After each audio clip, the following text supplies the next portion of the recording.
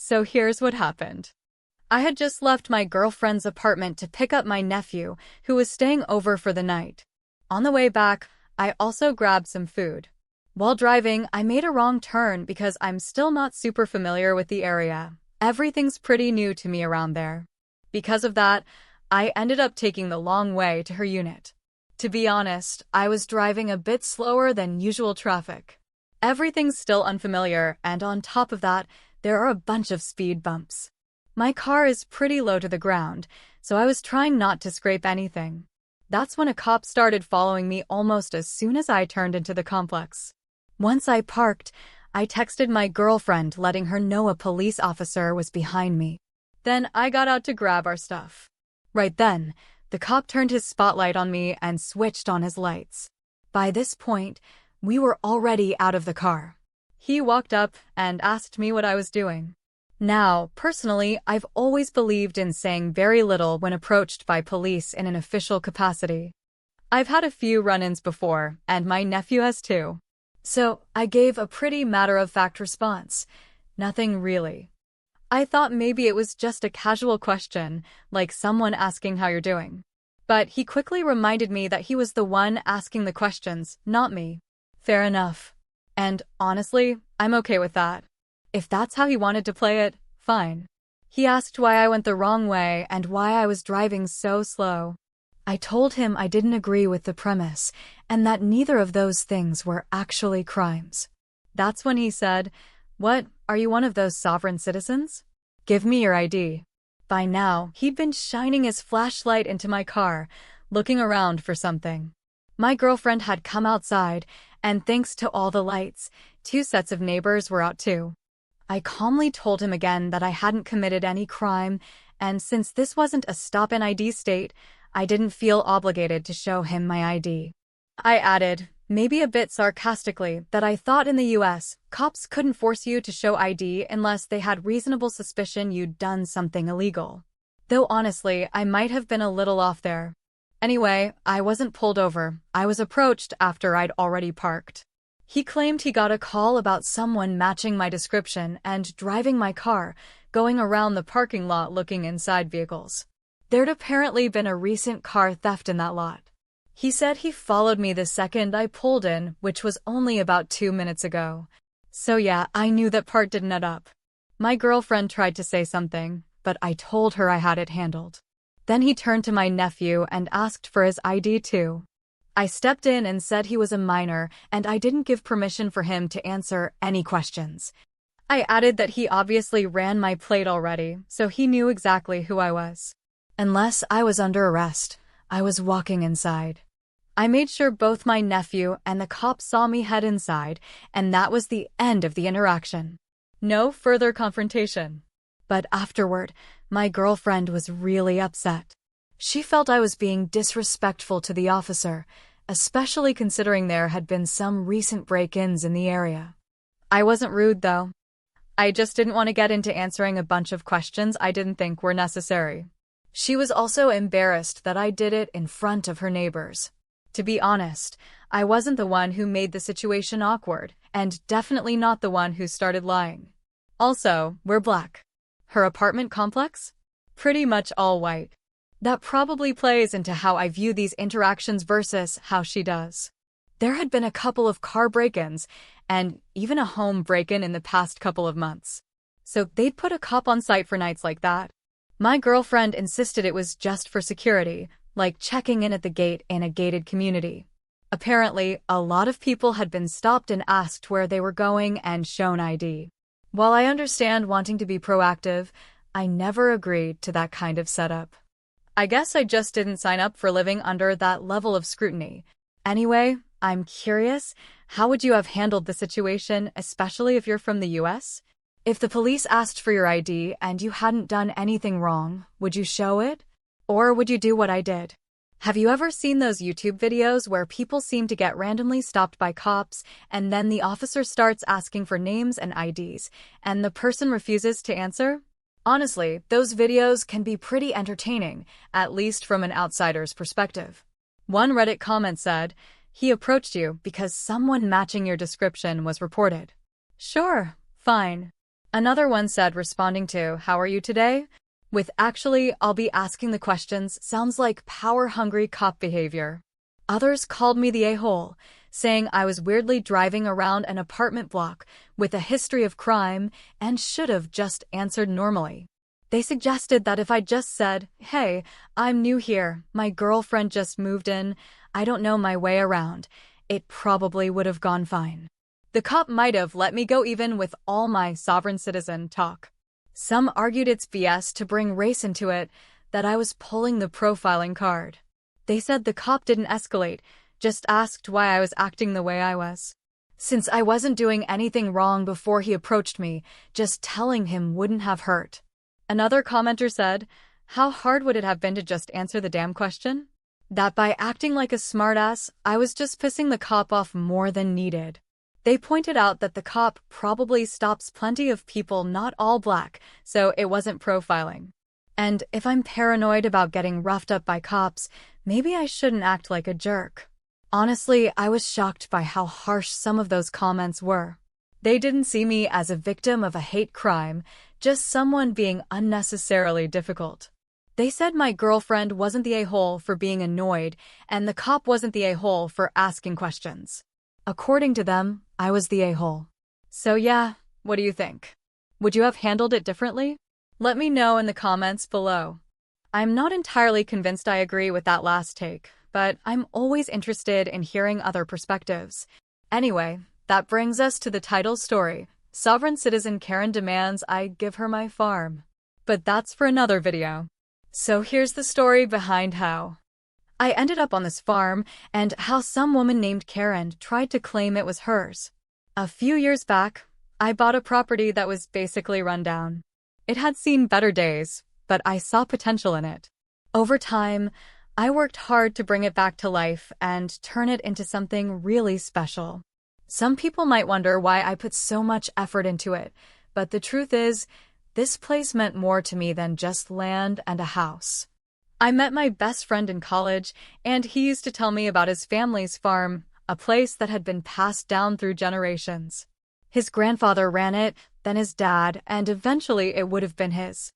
I even visited once during a holiday when I didn't have anywhere else to go. Growing up, I was a ward of the state, spent most of my childhood in group homes. So getting a scholarship and meeting him was honestly one of the luckiest breaks I ever got. He was studying business with a minor in agriculture. Me? I was kind of lost, just trying to figure out what I wanted to do. I took an agriculture course on a whim, and between that and visiting his farm, I started thinking farming could be a good path for me. We stayed in touch after he graduated. He was 2 years ahead of me. But one day, I found out he had died. That hit me really hard, and it took a long time to process. Years later, I wanted to visit the farm again, and that's when I found out his dad wasn't doing well. He asked me if I'd be willing to take over the farm and keep the family legacy going. I agreed, not just as a favor, but because I truly cared about that place and the people who built it. That's why it was so frustrating when Karen came along. She started showing up around the time I was finally getting things together, crops growing, chickens running around, everything starting to feel like home. At first, she just seemed off. Creepy, even. She'd walk onto my property, hang around the fence, and yell weird things at me. I'd ask her to leave, and sometimes she did, but always while muttering something about being a sovereign citizen, like that gave her some kind of free pass to ignore basic rules. From what I understand, sovereign citizen types believe they don't have to follow laws, pay taxes, or recognize government authority. The only people I know who actually have anything close to that status are Native American communities who govern their own lands. But Karen? She was just unhinged. Eventually, she started getting more aggressive. She claimed the land was hers. I told her, flat out, that I owned it, that it had been in my friend's family for generations. But that didn't matter to her. She insisted it was part of her territory as a sovereign citizen. I didn't know exactly what that meant, but I did know she wasn't listed on any of the deeds or records. In a moment of probably misplaced optimism, I thought maybe if I sat down and showed her the paperwork, copies, of course, since the originals were locked away, she'd see reason. I figured logic might work where yelling hadn't. Boy, was I wrong. The second I pulled out the documents, she flipped out. She screamed that I was lying, that I was stealing from her, and slammed her fists on the table. She demanded I leave like I was the intruder in my own home. But growing up in the system, you learn not to be easily intimidated. Most of us have seen the worst sides of life before we're even teenagers. So I stayed calm, even as she ranted and raged. When she threatened to sue me for stealing her property, I pointed out the obvious. She couldn't have it both ways. You can't reject the government and use its legal system to get what you want. Something about that comment must have pushed her over the edge. She grabbed the papers off the table and started tearing them up, right in front of me.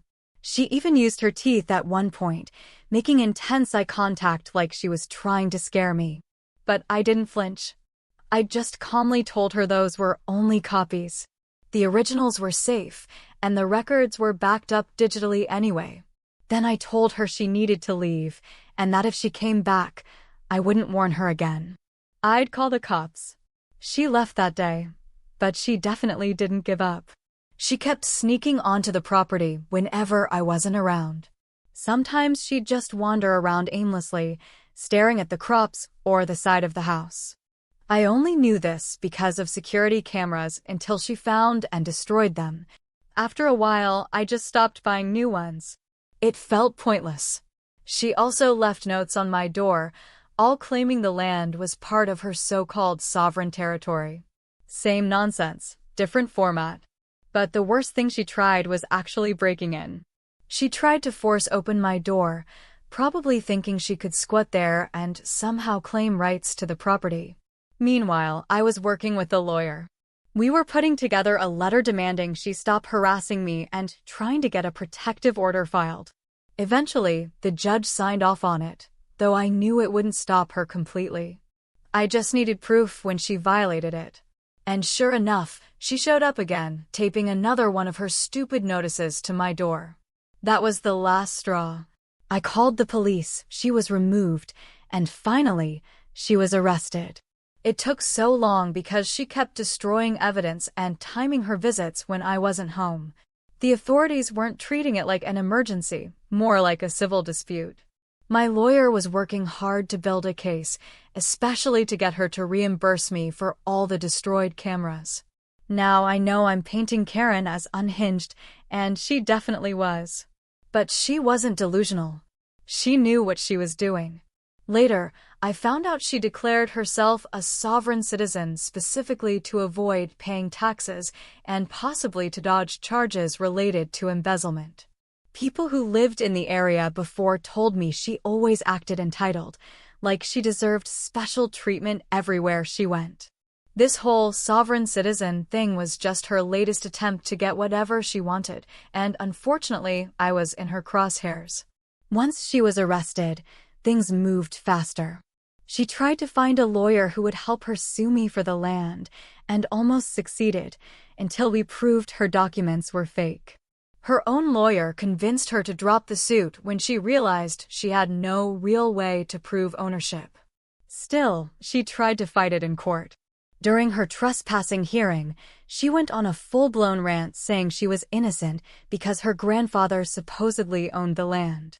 They had to remove her from the courtroom when she wouldn't stop screaming, not just at me or the judge, but at her own lawyer for not letting her present her forged documents.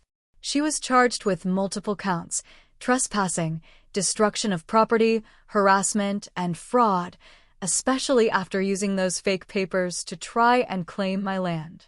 And instead of backing down, she kept insisting she was a sovereign citizen, meaning the land was under her jurisdiction, and therefore the sale never counted. She even argued that any sentence the court gave her shouldn't apply because she operated under her own laws.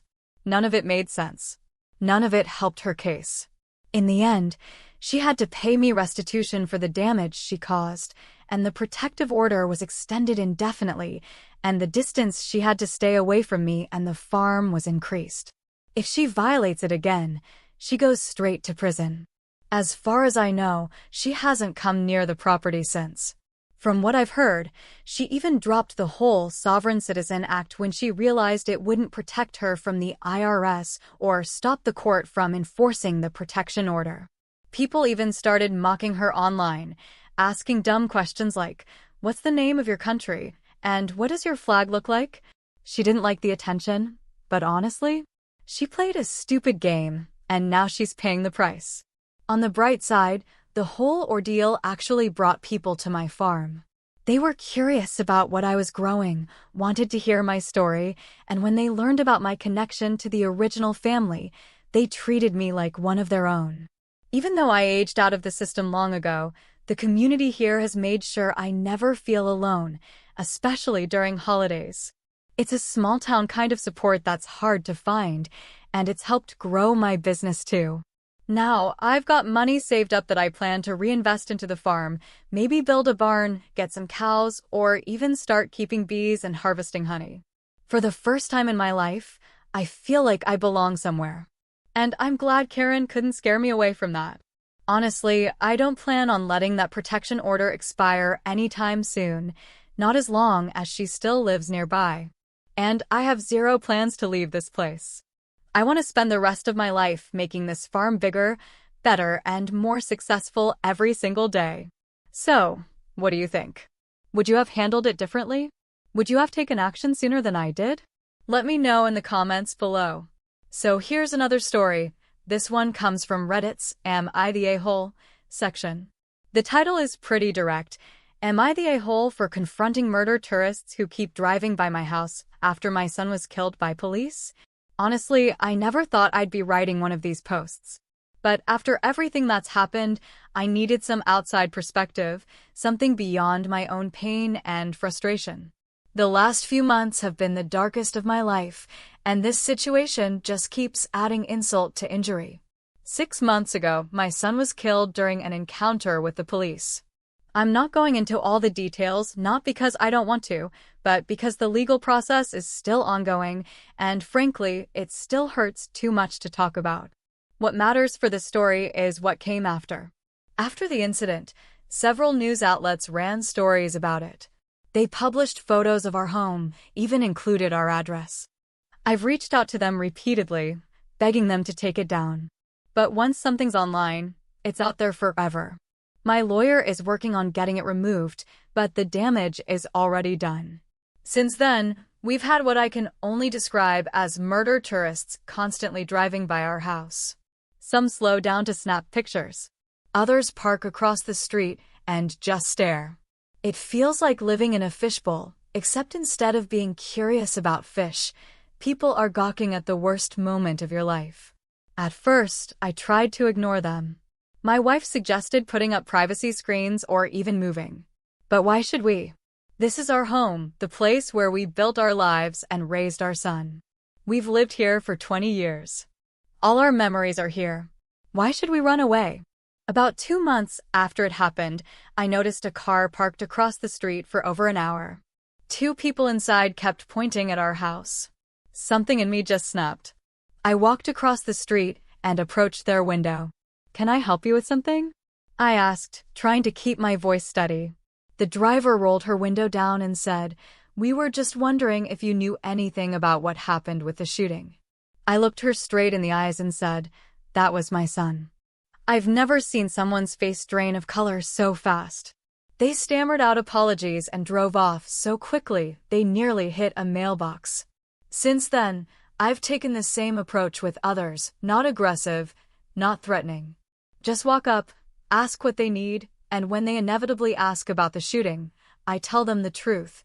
That was my son. The reactions are always the same: shock, embarrassment, and a quick exit. My wife thinks I'm being too confrontational. She worries someone might react badly, or that I'm just reopening the wound every time. My brother, on the other hand, says I'm doing exactly the right thing, making these people face the reality of their morbid curiosity. But things took a turn last weekend. A friend and her husband were visiting, the first time we'd had guests since it happened. They're among the few people who don't treat us like we're made of glass. We were sitting in the carport having drinks, reminiscing about good times with my son, when a golf cart with two middle-aged women slowly drove by. They circled around, staring at us the whole time, and then pulled up right next to where we were sitting. One of them asked, "Can you tell us anything about the shooting?" Like she was asking for directions to the nearest gas station. Before I could even stand up, my friend jumped to her feet. She marched over to them like a mama bear protecting her cubs. I tried to stop her, but she was already in their faces. "Are you serious right now?" she demanded. "Are you actually stopping at someone's house to just ask them about their tragedy like it's a tourist attraction?" One of the women had the nerve to say, "We just wanted to know what happened." My friend got even closer and said, "Well, you don't need to know, do you? This isn't a reality show. This is someone's life, someone's loss. Get out of here now before I call the cops to report you for harassment." They scurried away, not before muttering that they meant no harm and that everyone in the neighborhood was talking about it. After they left, my friend was still shaking with anger. But I felt strangely relieved. It was the first time someone else had stood up for us against these people. When I told my wife later, though, she worried that confronting these tourists might make things worse. "What if they post about it online and bring more attention?" she asked. My brother suggested we put up a sign with information about grief support resources and a gentle reminder that real people live here. He said it would make them feel uncomfortable about what they're doing, which, honestly, might not be a bad thing. I'm torn. On one hand, I don't want to hide away and let these people treat our tragedy like entertainment. On the other, I'm exhausted from the constant invasion of privacy. And I worry that every time I confront someone, I'm just reopening the wound again. Yesterday, another car stopped an older couple. I did my usual routine. They apologized profusely and left. But then, 20 minutes later, they came back with a bouquet of flowers and a card expressing their condolences. They said they hadn't realized who lived here and felt terrible about intruding on our grief. It was the first human reaction we've gotten in a long time. And it made me wonder, maybe some of these people aren't intentionally cruel. Maybe they're just misguided. But then again, why would anyone think it's appropriate to gawk at the sight of someone's deepest pain? So, am I the a-hole for confronting these murder tourists instead of ignoring them or taking other measures like moving or putting up barriers? Should I stop walking up to strangers and telling them that was my son? Or am I justified in making them face the reality of what they're doing? Let me know in the comments, how would you handle it? And yeah, guys, what do you think about the original poster here?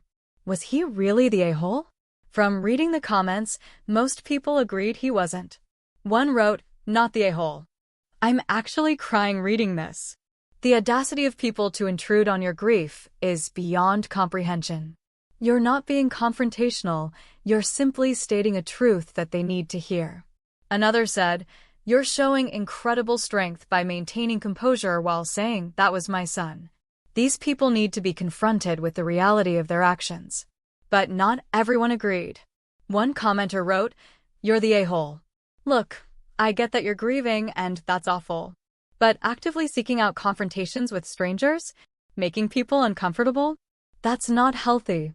These people might be insensitive, but they're just driving on a public street. Your friend screaming at old ladies in a golf cart was way over the top. Put up a fence. Get privacy screens. Talk to the neighborhood association. Don't make everyone around you suffer under the guise of grief." So what do you think? Is the OP in the wrong, or is he just trying to protect his family's peace the only way he knows how? Alright, let's wrap this video up with one last interesting story. This one comes from the subreddit r/malicious compliance. The title says it all. No more VTO, and here's what happened. So, the person telling the story works at a company that used to offer something called VTO, which stands for voluntary time off. Basically, if there wasn't enough work to go around, employees could go home early without losing pay. It was a nice perk, especially when things were slow. They've been with the company for 5 years and always appreciated being able to head home early when there was nothing to do. That way, they could catch some extra sleep or just enjoy the free time. Plus, their financial situation is pretty stable right now. They don't really need the extra hours. But last year, the company decided to get rid of VTO. Now, if someone wants to leave early, they have to use PTO, paid time off, which essentially eats into their vacation days or personal time off. That's a big difference because PTO is limited and most people save it for actual vacations or emergencies. Here's where things get frustrating. Recently, the workplace has been dealing with some kind of maintenance issue, something work-related that completely blocked them and others from doing any actual tasks. They literally had no work to do whatsoever but still had to either stay on site or use PTO to go home. They brought it up directly to the person in charge of approving VTO, explaining that there was absolutely nothing they could do because of the ongoing maintenance. The response? There's always something to do. Well, cue the malicious compliance. Instead of wasting PTO over something completely out of their control, they decided to follow instructions to the letter, even if it wasn't exactly what management expected. Since they were told they couldn't go home early and there was still technically something to do, they stayed on the clock, but instead of pretending to work, they went full couch potato. They've been sitting in the break room watching TV shows, specifically The Righteous Gemstones, for 2 full 12-hour shifts in a row. And not just a few episodes, either. They're already on season 4 and only just started watching it. All of it, apparently, at work. Now, some people might think this sounds like a dream, getting paid to binge-watch your favorite show. But the OP actually said they'd much rather be at home catching some extra sleep than stuck at work feeling bored out of their mind for 12 hours straight. So yeah, they're technically following the rules, staying on site, not using PTO, and not causing any trouble. But by choosing to sit back and watch TV instead of pretending to be productive, they're definitely making a point. And honestly, who can blame them? It's a classic case of turning the tables with malicious compliance, all because management refused to make a reasonable exception for something completely outside the employee's control. Thanks for watching, guys, and as always, let me know what you think in the comments. Would you have handled it differently? Or would you have grabbed the popcorn too?